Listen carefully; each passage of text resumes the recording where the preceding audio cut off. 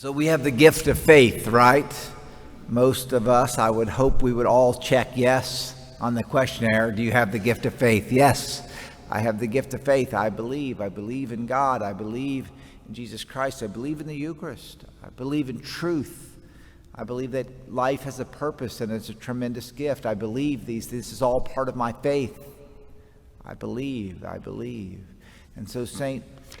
Peter tells us, make every effort to supplement your faith with virtue. You know, when we think about the virtues, we have faith, hope, and love are the three theological virtues. And then we have the four cardinal virtues: temperance, self-control, temperance, prudence. Prudence is forward thinking about how are my decisions today going to affect my tomorrow, and not just my tomorrow, but everybody's tomorrow, to be able to kind of foresight. So temperance and prudence, justice, the virtue of justice, to give another person his or her due, to be just in our dealing with our neighbors, our employees, our friends, and our enemies. Justice. And courage. You know, courage is to go forward in the face of fear. So Peter says, you have faith, supplement your faith with virtue,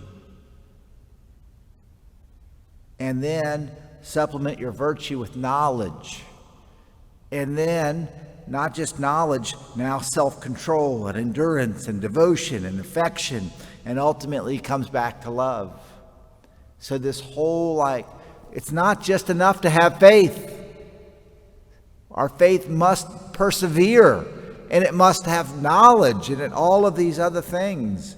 And, when we look at the gospel today, we have to remember the audience that Jesus is speaking to, the chief priests, the scribes, the elders. And he is essentially saying to them, you and your ilk have killed all of the prophets that have come. And I'm the beloved Son, and you're going to kill me. And they're kind of getting it, but not completely getting it. It says the crowd realized that Jesus had addressed the parable to the chief priests, the scribes, and the elders. Now, this capacity of blindness, if you will, that Jesus is the Messiah, and they don't have faith, they don't see. And I want to mention again today the Rescue Project. And I'm thinking of the Rescue Project, which is this series of videos by Father John Riccardo. And he makes this point. He makes this point in a way that I think I had a new kind of understanding. He makes this point that I've always known, but the point he makes is we're not home. This really is enemy territory. This is enemy territory. We're like soldiers who have parachuted into enemy territory. And we can get very comfortable here and think this is home. When we celebrate the lives of the martyrs, you know what we're reminded of? When we celebrate the lives of the martyrs, when they're tortured and killed for their faith, we celebrate them. Does that make sense? We're not like, oh no, they died. We're like, oh yeah, they laid down their life. You see that? That takes faith.